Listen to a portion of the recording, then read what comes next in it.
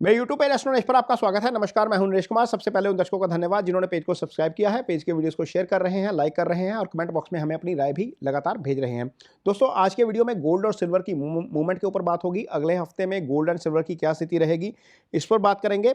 लेकिन वीडियो शुरू करने से पहले एक डिस्क्लेमर, इस वीडियो को देखकर MCX में ट्रेड मत करिएगा। यदि आप वीडियो को देखकर MCX में ट्रेड करते हैं, आपको नुकसान होता है, तो इसके लिए मैं या मेरा चैनल जिम्मेवार नहीं है। ये वीडियो आपकी जानकारी के लिए बनाया जा रहा है और इसमें कोशिश करेंगे कि आपको फंडामेंटली गोल्ड कहाँ खड़ा है, वर्ल्ड गोल्ड काउंसिल की रिपोर्ट क्या कहती है और आगे क्या व्यू है एस्ट्रो साइकिल के लिहाज से। कुछ कॉम्बिनेशंस हैं जो इसमें मैंने स्टडी किए हैं, उन कॉम्बिनेशंस की स्टडी में से क्या निकल कर आता है इस वीडियो में ये जानने की कोशिश करेंगे। तो चलिए ये वीडियो शुरू करते हैं। लेकिन सबसे पहले थोड़ा सा ओवरव्यू ले लेते हैं। पिछले हफ्ते मार्केट में क्या रहा है। गोल्ड लगभग 3% टूटा है। 4137 का लेवल था डॉलर टर्म में कॉमेक्स के ऊपर, ये 4013 के आसपास बंद हुआ कॉमेक्स के ऊपर वीक टू वीक बेसिस के ऊपर, यानी कि ये लगभग 3% के आसपास की गिरावट है।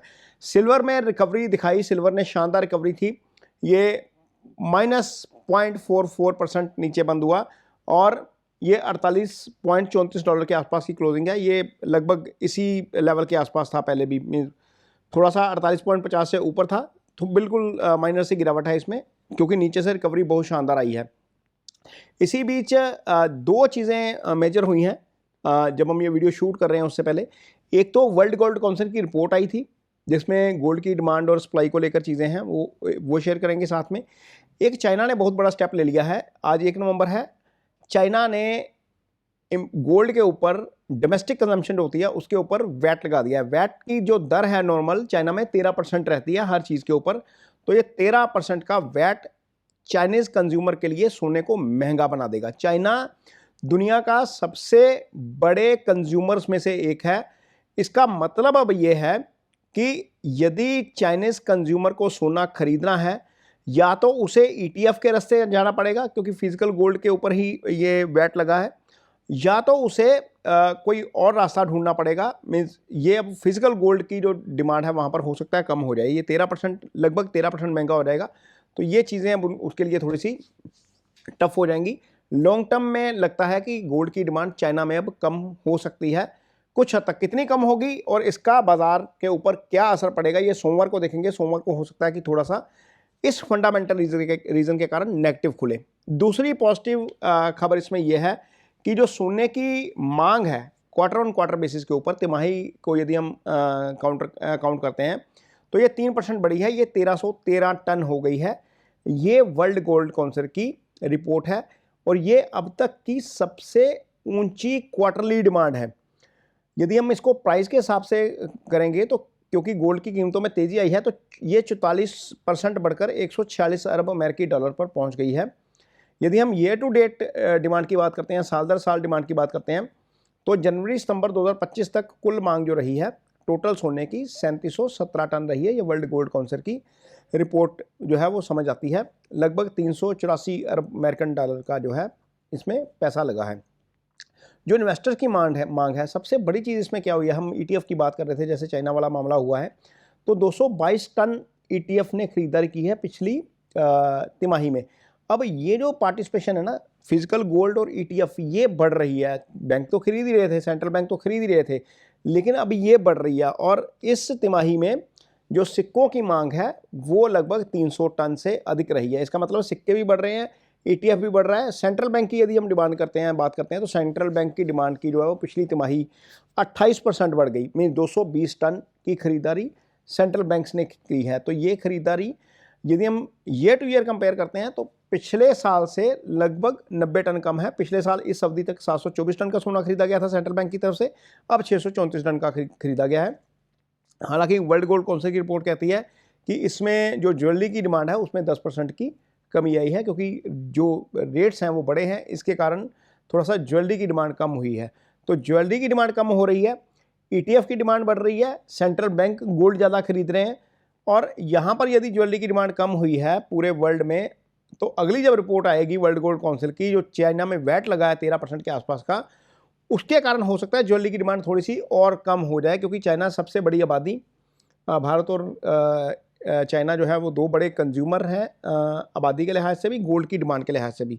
और यदि हम इसको कंपेयर करते हैं इंडिया, चाइना, सिंगापुर के साथ या दुबई के साथ, तो दुबई में 5% टैक्स लगता है, इंडिया में 3% का जीएसटी लगता है, सिंगापुर में शायद 9% और हमारे यहाँ पर ये चाइना ने इस पर 13% लगा दिया। तो 13% का डाटा जो है वो थोड़ा सा परेशान करने वाला है।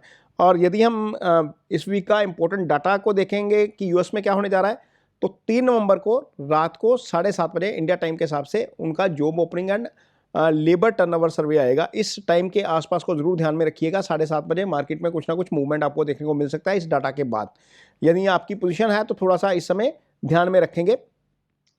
5 नवंबर को इंडिया टाइम के हिसाब से शाम को 6 बजे productivity cost and third quarter का 2025 का जो है वो डाटा आएगा। वो बड़ा इंपॉर्टेंट डाटा होता है इनका। 7 नवंबर को इंडिया टाइम के हिसाब से शाम को 6 बजे एम्प्लॉयमेंट सिचुएशन जो चल रही है वहाँ पर अक्टूबर 2025 का डाटा आएगा। ये चीज़ें रहेंगी फंडामेंटली थोड़ा सा अब स्थिति वीक लग रही है। 2 चीज़ें फंडामेंटली हुई हैं। एक वर्ल्ड काउंसिल की रिपोर्ट जो इंडिकेट करती है कि गोल्ड डिमांड में है, गोल्ड लॉन्ग टर्म में डिमांड में रहेगा, ये ऑब्वियसली इसमें कहीं कोई कन्फ्यूजन नहीं है। लेकिन चाइना वाला फैक्टर एक बहुत बड़ा फैक्टर हो गया। फंडामेंटली यहाँ पर चीज़ें थोड़ी सी गड़बड़ नज़र आ रही हैं, इसलिए यहाँ पर अब संभल कर चलना पड़ेगा।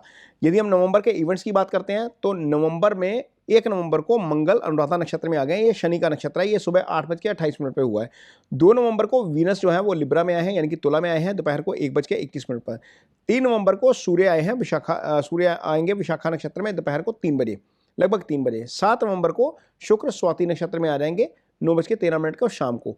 इसके अलावा कल एक इम्पोर्टेंट इवेंट है सोमवार को 3 नवंबर को गुरु और शुक्र दोनों 90 डिग्री पे हो जाएंगे, शुक्र और शनि दोनों 150 डिग्री पे हो जाएंगे। ये एक ऐसा इवेंट है जो बाज़ारों को हिला देता है सामान्य तौर पर। हालांकि मैंने इसके ऊपर स्टडी किया है और स्टडी में ये बात सामने आई है कि गुरु और शुक्र का 12 में से पिछले 10 साल में 12 में से 9 बार ऐसा हुआ इस कॉम्बिनेशन में कि बाजार जो है वो चढ़ गए, गोल्ड सिल्वर तेज रहा था। और शुक्र और शनि के कॉम्बिनेशन में बाजार 5 में से 3 बार तेज रहा, उसमें से 2 बार गोल्ड एंड सिल्वर दोनों तेज रहे। एक में ये हुआ कि गोल्ड डाउन था, सिल्वर थोड़ा सा अप था। तो लार्जली ये कॉम्बिनेशन जो 3 नवंबर को बन रहा है उसमें गोल्ड एंड सिल्वर जो है वो बुलिश ट्रेंड दिखाते हुए नजर आ रहे हैं इस कॉम्बिनेशन के मुताबिक। आगे क्या होगा ये फिलहाल जो प्लैनेटरी मूव है अगले हफ्ते का उसके ऊपर भी चीज़ें डिपेंड करेंगी। लेकिन अगला हफ्ता मुझे थोड़ा सा वोलेटाइल नज़र आ रहा है गोल्ड सिल्वर के मामले में। जैसे हमने पिछले हफ्ते में कहा था कि गोल्ड सिल्वर वोलेटाइल रह सकते हैं, हमने देखा कि काफ़ी डिप लिया फिर वहाँ से राइज किया।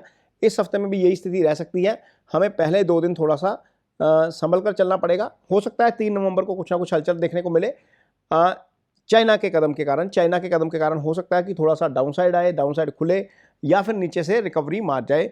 जो इसने लेवल दिखाए थे 3885 के गोल्ड ने कॉमेक्स के ऊपर, या सिल्वर हमने देखा था कि $46 के आसपास आया था, हो सकता है एक बार वो दोबारा टेक्निकली उसको टेस्ट करने आए। तो ये जो है ये सिर्फ और सिर्फ एक फंडामेंटल चेंज हो गया बाजार में, इसके कारण पॉसिबल लग रहा है। अदरवाइज मैं यदि इसको एस्ट्रो साइकिल में देखता हूँ तो मुझे एस्ट्रो साइकिल में गोल्ड एंड सिल्वर नवंबर में ठीक नज़र आता है। नवंबर में गोल्ड एंड सिल्वर चमकना चाहिए। एस्ट्रो साइकिल जो है वो इस लिहाज से पॉजिटिव नज़र आता है। ये वीडियो आपको कैसा लगा इस पर कमेंट बॉक्स में अपनी राय जरूर दीजिए। यदि वीडियो अच्छा लगे तो उसे शेयर जरूर करिए, पेज को सब्सक्राइब जरूर करिए। इसके साथ ही मुझे दीजिए इजाजत। नमस्कार।